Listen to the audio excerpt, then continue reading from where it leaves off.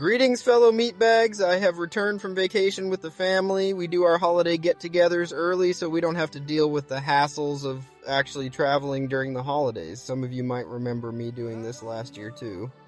Anyway, as I sat down to make a video about Raxxo, I realized something. I am officially bored of lolcows. It's the repetition and lack of interesting new cows that I'm finding it difficult to overcome. It started with Cobes.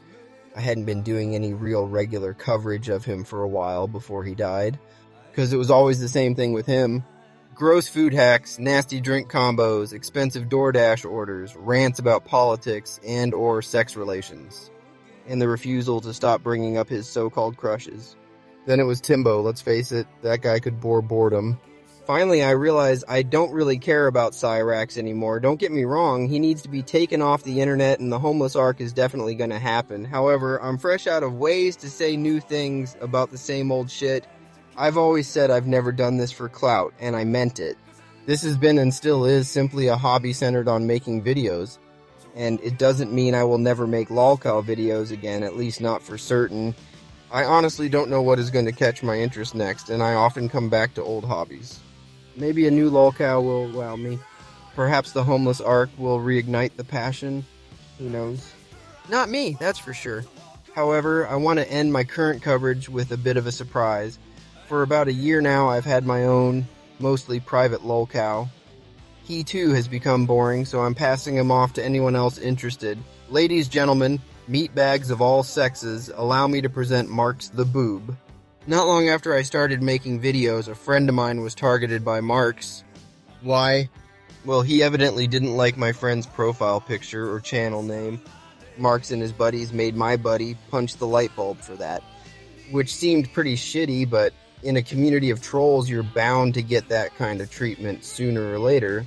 For my part, I couldn't figure out why my friend went along with it. Regardless, he didn't come up again until the JSins/based Canada man debacle. As far as I could tell then, Marx just went around starting shit with people who covered Cyrax.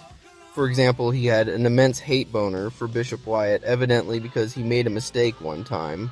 I'm not kidding, I straight up asked Marx once why he was so against Bishop, and that is literally what he said. What was the mistake? Well, in one of Bishop's first videos, he put his Cash App info over someone else's video. He was new, he realized the error and never did it again. However, I also noticed Bishop wouldn't kiss Marx's ass or punch any light bulbs, and the thought occurred to me that Marx might be playing power games. The error Bishop made wasn't the real problem. The real problem was that Bishop wouldn't show Marx the kind of respect he did for people like Marty. Anyway, Bishop had a Discord server. I and many others were in it. Two of the other people were a guy called JSins and another called Based Canada Man. They were pretty tired of Marx's crap and decided they were going to start calling him a PDF with less than solid evidence. Based Canada Man, BCM for short, asked me to call Marx a PDF too. I have pretty high standards when it comes to accusing someone of something truly awful. The Your Turn Cutie standard. Someone needs to be caught in the actual process of being a perv before I will call them one. Merely playing kids games, being into anime, or drawing furry sex are not enough to call someone a sicko. And because of that standard, I told BCM that this wasn't the kind of evidence that proved Marx was a PDF. I also advised him not to go forward with it. But he and Jay did go forward, and in response, Marx's team dug up evidence of Jay asking for videos showing baby monkeys being tortured. Yes, you heard that correctly. Time for a quick flashback to summer 2024. Jay is up on panel with several others, and the topic becomes, what kind of people are worse than Cyrax? Jay popped up with people who watch animal torture videos. And that stuck out in my mind because, yes, people who could enjoy watching animals be abused are sick fuckers and probably would like to see the same happen to people. Jay was my friend. I'd done videos with him and made stuff for his videos. Naturally, I decided to ask him directly.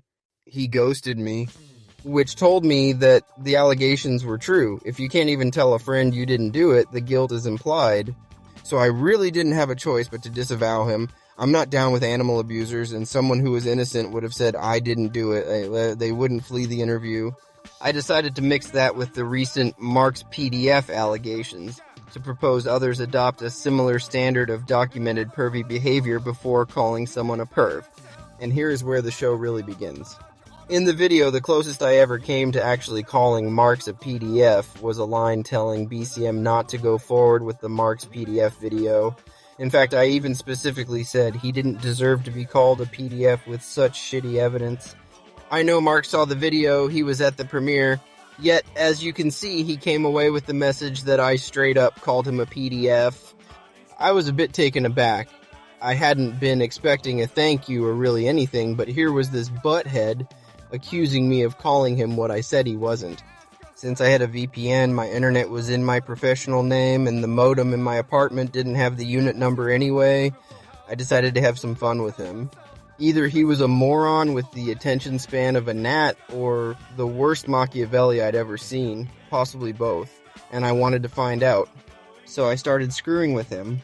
At one point I said it was sarcastic, to see if he could even accept someone calling him that in jest. My suspicion that he could not was proven correct here. Based on this information, I formed a hypothesis that stated if I watched long enough, Marx would reveal himself to be a laughingstock. For his part, he seemed to almost be trying to help me prove my hypothesis, and he started out strong. Back then, I subbed to Cyrax's channel, Cyraxx Nation, and was running another experiment designed to draw hostile crowds to his live streams without people needing to subscribe to him. Instead, I would post an announcement on my community tab that he was live. It seemed to work. My post would draw 5 to 10 folks who threw tomatoes at him. Then Raxxo's channel broke 1K, and to Marx, that became a crisis, one he knew the answer to, and he was quite vocal about it. It was my fault, and he had maths to back it up. He found like 8 people subbed to both me and Raxxo then, combined that with the couple dozen or so likes my announcements would get. How he got to thousands from that is a mystery to me. He basically went all in on Cyrax math, which made me laugh my ass off. It was as if he was giving his very own version of Rax's taxes as evidence I was inflating Raxxo's numbers.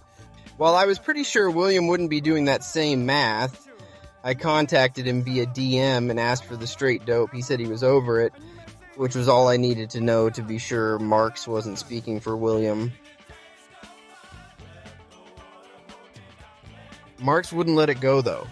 Not only did he try to browbeat me into accepting his ridiculous numbers, he tried to recruit William. As I just mentioned, William was already over it, and so that attempt failed. At that point, I played a bit of a game with Marx. It's one some of you may have played with particularly gullible dogs, the fake fetch throw, where one pretends to throw a ball or object and the dog chases it. Marx was insisting that I was somehow encouraging people to subscribe to Raxxo's channel. I had never, ever, even thought such a thing, let alone said it. In fact, as I mentioned, the whole point was to provide people with the opportunity to see him without subbing. What would be the point of my announcements if the plan was to just have everyone sub? None. The answer is none. There would be no point because YouTube notifies subscribers. Anyway, back to the fake out. At one point in one of my comment sections, he flipped out about a supposed community post encouraging people to subscribe to Cyrax. I looked at it, and as I remembered, nowhere did it say to subscribe to Cyrax. So I came back with, it says right there to bookmark him if you absolutely must. Sure enough, 10 minutes later, he was back saying that it didn't say that, at which point I told him I knew he'd go in looking for the word bookmark and bookmark alone, so focused that he'd miss the fact that it doesn't say anything about helping Cyrax. Let's be real. If someone is genuinely concerned someone else is actively supporting a sicko, they're going to at least take a moment to read relevant information. At that point, I was sure that Marx was a clown who didn't realize he was a clown, much like a lolcow. And I was not the only one. Music Biz Marty didn't think very highly of Marx either. I didn't record it, but on one of Marty's streams, someone brought up how Marx did a great job finding sickos in the community. Marty laughed and said Marx was like a dumb dog that barks at everything, then wants to be recognized for being right once. In fact, my little dog trick was directly inspired by Marty himself. I remember thinking, let's see if Marty's right about the dog part too. He was. You know what else? Marty fooled him too, at least once. Remember I said Marx had a hate boner for Bishop Wyatt? Marty noticed that too and let word get back to Marx that he had real dirt on Bishop. The tuber. It's called a potato. You may not have heard about this, but it's also the basis of a religion for a very special man. Yeah, so Bishop Wyatt, Marty. Yeah. Yeah, the teaser, the appetizer. Yeah, you want to hear some more? You want to hear the lowdown on Bishop Wyatt? Now, Nicholas Spiegler, I'm talking to you. This is Burton talking to you, and that's what's important to me because I see Kiwi Bay in the chat, and he was a man that like made a distinction between your actual mayoral race and your interaction with Chance. And I'm asking you a serious question: is Bishop Wyatt? Well, so before I answer that question, I see Poor Monkey. Why are you at war? I thought you were a professor at Potato University. Well, yeah, here's you can be a professor of AIDS research. You're combating AIDS, and I am the professor at Potato University, and I've realized the potato is a disease, and he needs to be quelled. Okay, all my studies have realized that he is a disease and a vermin. You want the tea on the bish? I don't think you're ready for it because it's pretty dark, it's pretty disturbing, and I think you're going to be very disappointed in the Bishop if you're a Bishop fan. Check the M's. What is this? Oh, hell yeah. Okay.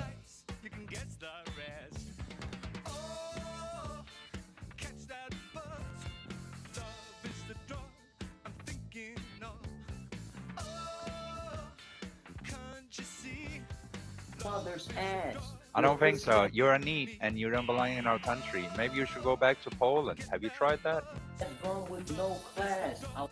No, I wasn't born with no class. You were born with no class. So...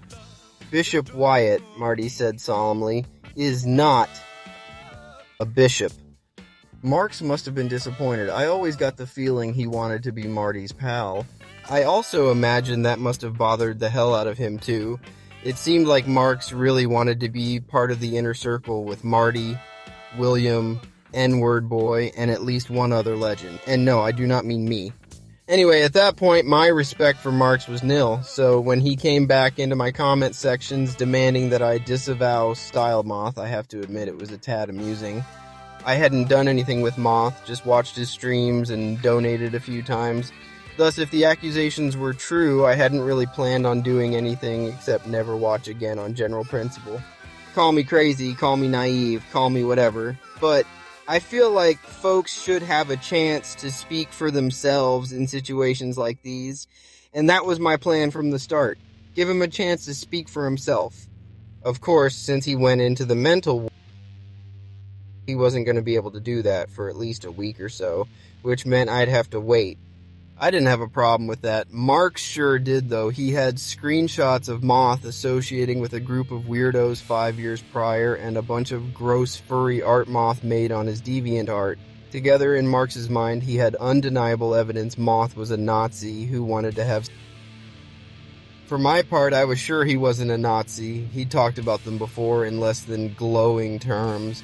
And the furry art was weird, but I don't believe in kink shaming when nobody is getting hurt, and as I understand it, furries are into the idea of being animal people, and are attracted to other animal people, not animals themselves. At this point, it's worth mentioning that I look at people as, basically, capable of anything. I've lived long enough to have seen more than one person who seemed awesome on the outside turn out to be a complete piece of shit. Both in my personal life and people in public I used to admire. For example, Bill Cosby. There was a time when I felt that man couldn't do anything wrong. I even liked Leonard Part 6. Of course, I was less than 10 at the time. He was funny, he was smart, he cared about people. He was, in my mind, the ideal celebrity. He wasn't perfect, but he was close enough for me. At first, I didn't even buy the creep allegations. Then, I read the transcript of his deposition. Suddenly, his Spanish fly bit took on a whole new meaning, a highly disgusting one. And it was at that moment I realized even the best-looking people are capable of doing the foulest things. I decided that, from then on, I'd let evidence be the judge, and if it proved a person was an abomination, that's what they were. Thus, I don't automatically assume guilt or innocence. If Marx had had the equivalent of the Cyraxx and Kate texts showing Moth getting excited about someone's pooch, or something along those lines, yeah, that would be enough to raise serious doubt, but he didn't. Once Moth got out of the hospital, he explained that yes, he had been involved with a group of weirdos in high school. However, he also had proof that he had left that group long before the leader was found to be a sicko.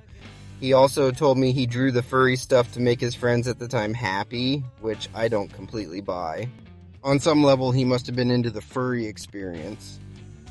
However, that is simply my opinion. I could be wrong, and he might have been 100% honest on that. It's also possible to be honestly wrong, which is what I think he was when he said he was groomed. Grooming, at least in the sexually deviant way, is defined as getting a child used to the concepts through baby steps. Baby steps to furry art, well, that's a little tough to buy. What's not tough to buy is that Mark simply had a hate boner for Moth, too. Most likely because he's also not the type to kiss ass simply to placate a man baby. In my view, the fact that Moth didn't care about Marx really bugged him. I remember one time Marx told me he was, quote, dangerous, unquote. So anyone he targets who doesn't run away, well, they make him look less dangerous. Thus, he doubled down on such people.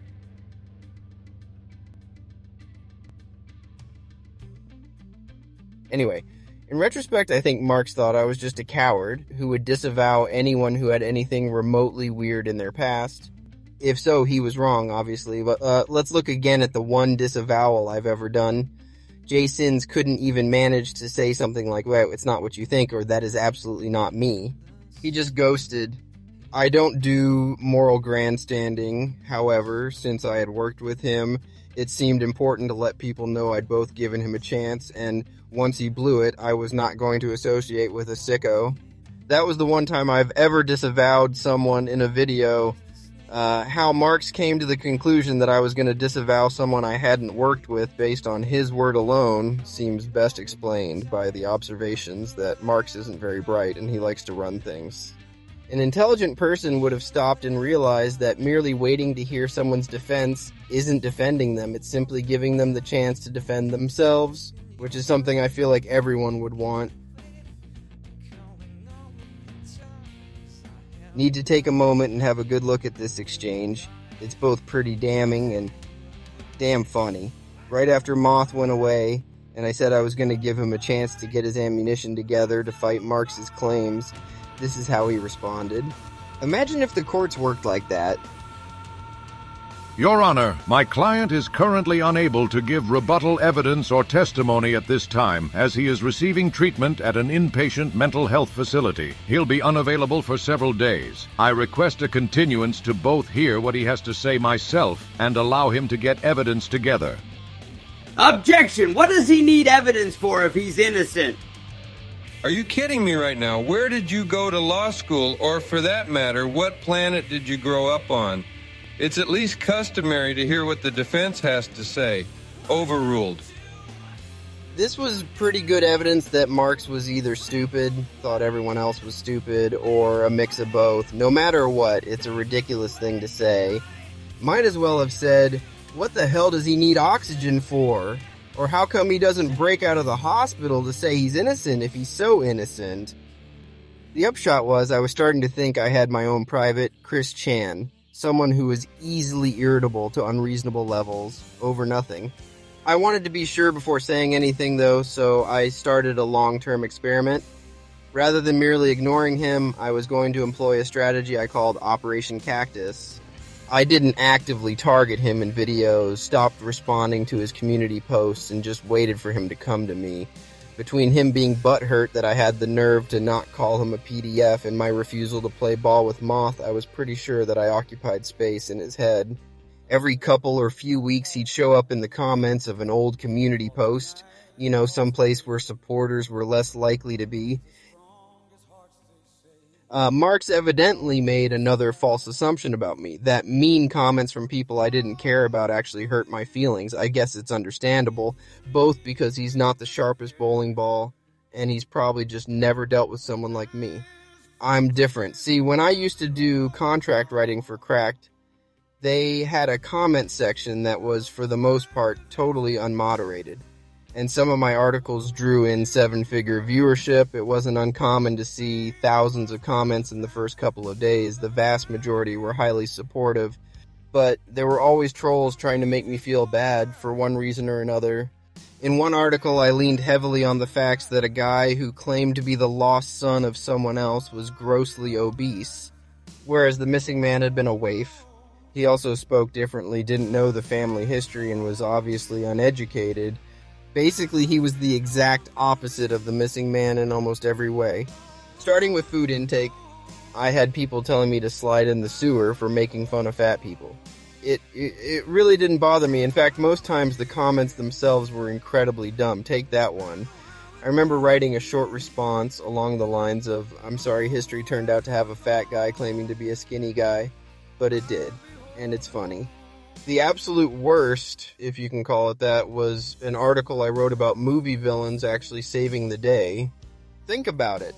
At the end of Indiana Jones and the Last Crusade, the bad guy saves the day by not having someone else taste test the chalice Indy's girlfriend picked for him. He just got done watching men die to get there. He heard the knight say the wrong cup will kill, and he just drank the first one, which was pretty nice of him. Anyway, that wasn't the entry that got me a lot of flack.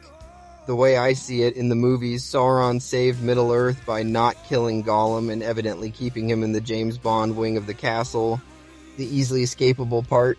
I have not read the books. My article was purely on the movies, and I had a bunch of people telling me it wasn't like that in the book, which I'm willing to believe. However, in the movies I watched, once he escaped, Gollum was instrumental in getting Frodo to the volcano. Without him, he and Sean Astin get caught trying to sneak in through the front door, and more importantly, without him, Frodo tries to keep the ring and almost definitely gets caught trying to get out of Mordor with it. Sauron gets it back and it's game over. But thanks to Gollum, Frodo didn't have the chance. Gollum, the real hero, steals the ring and falls into the lava celebrating, saving Middle-earth. I didn't make this up. It's what happens in the movie.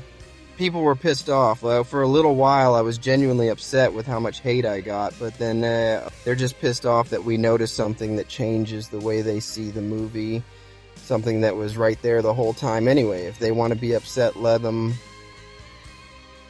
And so it was. I found two joys in writing. The first, making something that people genuinely enjoy. The second, dropping truth bombs on people who wanted me to feel as miserable as they obviously did. I missed the second part more than I realized, and I am sure that's a big part of why I ran this experiment in the first place. Suffice it to say, with Marx was just like old times. I also, as I mentioned before, had a triple redundant safety net.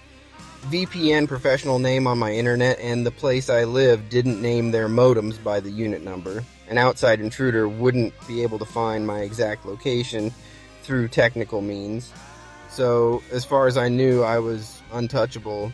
The only way he could have gotten my name and address was from someone who already knew it, which is where Tony Stark comes in. That's not his real name, obviously, nor what he goes by.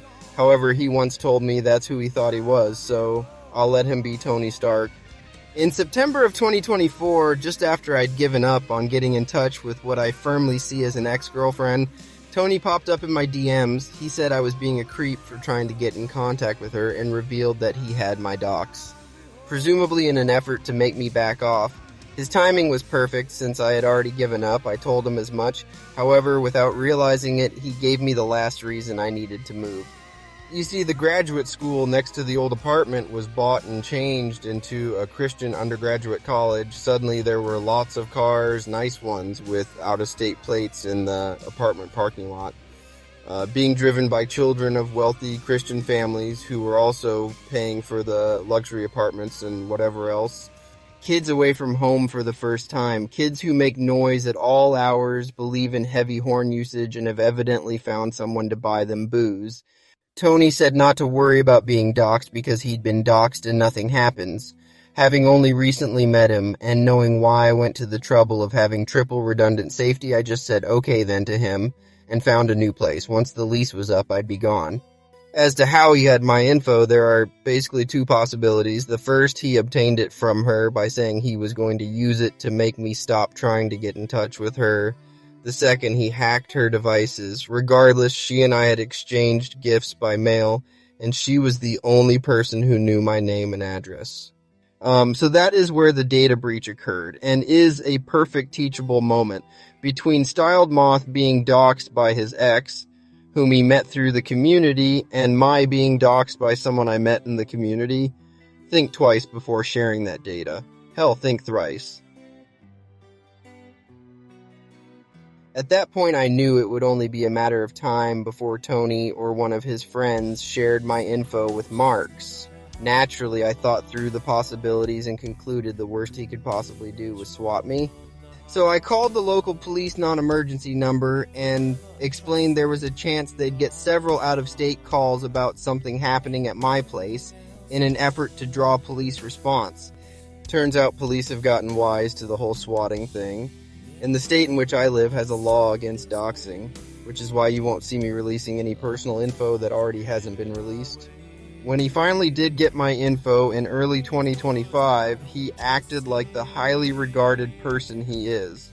Blissfully unaware of the law he was about to break, Marx called me up to leave a voicemail gloating about having and releasing my info. I saved the voicemail with a big smile. I think he expected fear. I was not afraid, having spoken with police and learning about the anti-doxing law. A law which they told me they take seriously.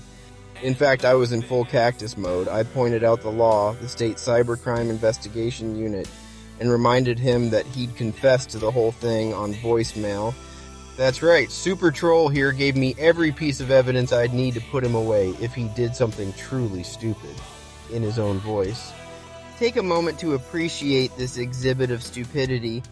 Not since Cyraxx or Timbo have I seen anyone do something so monumentally stupid while sounding so satisfied.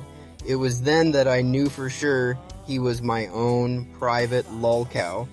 Anyway, I'm pretty sure my ex was not on board with doxing me to Marx. She hated his guts. You see, she'd been close friends with Bishop Wyatt and a few other people Marx has gone after, which I think is what explains the delay between the ending of our relationship and when Marx got my info. If Tony had leaked it right away, she would have been suspicious about him as the source. By waiting a couple months, he could simply tell her someone else must have gotten my docs, which would be believable from her POV and technical knowledge. I just want to go on record and say I am not holding a grudge against her for either sharing my info with or being hacked by Tony. That does not mean I'm hoping to get back together with her. In hindsight, it wouldn't have worked out anyway. She's religious, I am not. And at some point, it feels like that would have become a problem for one or both of us. Plus, I would have hated living in her state. At this point, the only reason I'm mentioning her is because she's factually relevant to what happened. And I'm almost done talking about her for the very last time in a video. I kinda have to, because it's important to show just how out of touch with reality Marx is. Have a look at this timeline. For around 5 months we were a public couple. It was the furthest thing from a secret there could possibly be. When she blocked me suddenly, I was thrown for a bit of a loop. However, if she wanted to end things, so be it. I don't want to be with someone who doesn't want to be with me. However, I did need to know how she'd be most comfortable with me announcing the breakup. After all, folks would notice she wasn't in or being mentioned in my videos anymore. That's the thing with a public relationship. It's public from start to end. This is just how life works. Anyway, Marx is either dead, sure I had no relationship with her, and was stalking when she blocked me, or he knows he's slinging bullshit. If it's the former, it means that he is so stupid that he could literally miss people talking about being together publicly and then be sure there had been no relationship.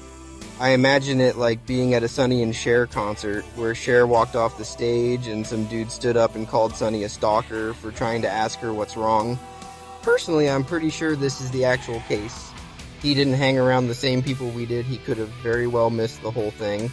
He's willing to assume the very worst about people with no real evidence, and he's got a sensitive ego, which we'll get to in a moment. Like I said at the beginning, he's become boring. This is because I now know exactly who and what he is, and ego is a big part of it. I don't think he would knowingly try to push through bullshit that is this easily disproven. It would be like trying to say N-word boy wasn't one of the three amigos, or that Cyraxx really isn't such a bad guy after all. There's just too much evidence to the contrary. Marx simply missed the boat on our relationship and isn't smart enough to understand that stuff happens outside his knowledge. In fact, he gave away a big clue the night he called, and I answered. He was pissed off that people were calling him a stalker, which was news to me, but then again, everything about him not directly involving me is also news to me, and he wanted to confront me about it and Style Moth again. Bear in mind, it's been about a year at this point of him doing the exact same shit, trying to drive people out of the community with bad info. He also mispronounced my ex's name. And at that moment, it was clear, for sure, she had nothing at all to do with what Marx was trying to do. I had already pretty much come to that conclusion based on the facts I stated earlier, namely, she hated his guts. However, I couldn't be sure her opinion hadn't changed until then. He would have known she updated her name so folks would quit pronouncing it the way he did. Oops, Marx gave away his hand, but he wasn't done. I promised I'd talk to him about Moth some other time, like the clown he is. He assumed that meant I would come back on his stream, which is a very Lolcow way to think, considering I have already told him several times I don't do panels. Yet he really thought me picking up the phone, because I was expecting someone else was like an obligation for me to return. So when he texted the next day and I told him as much, he pouted like a little crybaby. Here, see for yourself. The most telling part is right here. I confront him for evidence that shows Moth is actually a sicko. In the real world, this is the accuser's time to show the evidence. If I were talking to someone about what a sicko Cyraxx is and they asked for proof, boom, Kate texts, and your turn, cutie. That is literally how evidence works. Not on Planet Marx. As you can see, requiring evidence is a power demand, and I should be doing my research. Keep in mind, he said he was going to take me apart earlier. I don't know how he planned on doing it without showing me some kind of evidence, like he did with Jay. Anyway, he went on to prove beyond a doubt that he is a lolcow. This part right here where he basically calls me a meanie is the most lolcow response to not getting what he wanted I can think of. Only a lolcow would think telling someone they weren't being nice could possibly change things, after they themselves have been nothing but a shrieking asshole the whole time. Okay, show me the evidence now. Now? What? You're not in charge here. Do your own fucking research, you bundle of sticks. Wait, that's not how this works. It's not an authority thing. It's a back up what you've been telling me if you want me to believe you thing, dum-dum. No! Go fuck yourself! Think about how you talk to people! I ask you with no hyperbole or sarcasm, would you not laugh at this kind of behavior from someone who wants people to think he's William Gloryhole level? This, and I say it without malice, is Raxxo level bad. The same way I couldn't imagine James Hetfield taking a break to talk about his trolls before being called by his mommy and leaving the stage for 10 minutes to let the dog out. I can not imagine William Gloryhole calling someone he was trying to troll mean. Wow, total mask off moment. And speaking of mask off, here's a private mask off moment. Check out the message he had William send. He obviously thought William was both on his side and was going to craft his own message on Marxo's behalf. Note the way it reads like a spoiled kid telling on someone to their parent or bigger brother. I've only heard or read words like this coming from someone who wants intervention from above. Tell him this, and show no quarter are especially big giveaways he was expecting William to fight for him. What a wuss. On a side note, I asked William if it'd be okay to show this. I bet Marx is going to be a little bummed out that William merely passed the note as is, without endorsement. In his mind, he probably thought William turned his whiny plea into the usual wit William shows. The bottom line on him is that he is overly sensitive, won't let things go, is trying to make a name for himself as a troll, and is really not that bright. Actually, he pretty much fits the definition of a reverse lolcow, which is sure what it felt like sometimes. Imagine Mo calling up Bart to say something stupid as revenge for his phone pranks. That's Marx. Marx the boob. So some of you are probably wondering if this is the beginning of some attempt to try running Marx out of the community. It is most certainly not. I still firmly believe only sickos should be driven out on a rail, so to speak. What this is exactly what I said it is. The end of an experiment to see just how dumb someone could be. The results speak for themselves, and I want to share them. If someone wants to turn Marx into a lolcow, cool. If they don't, cool. The only real goal here is to show everyone what I've been laughing about whenever he showed up in my comments and share the funny.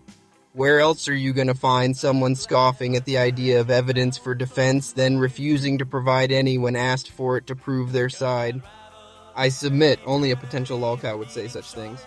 To be clear, I could have posted much more here. I didn't because it feels like these receipts back up my point more than enough, and showing every regarded thing he said would convey a level of hate that I honestly do not have. I just think he's a clown who doesn't know he's a clown.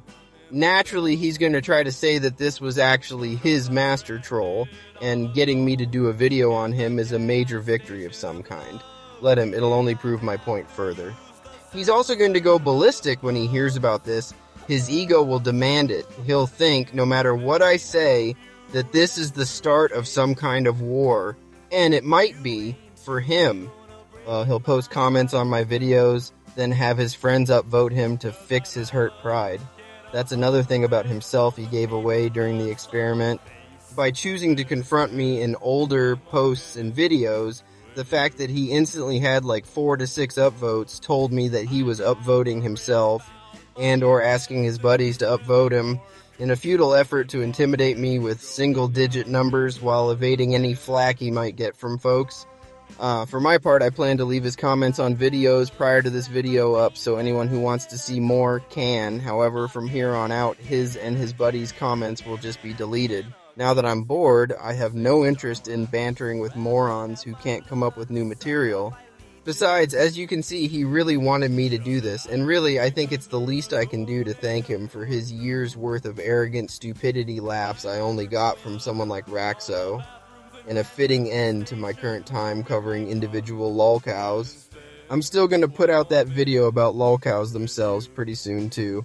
After that, who knows?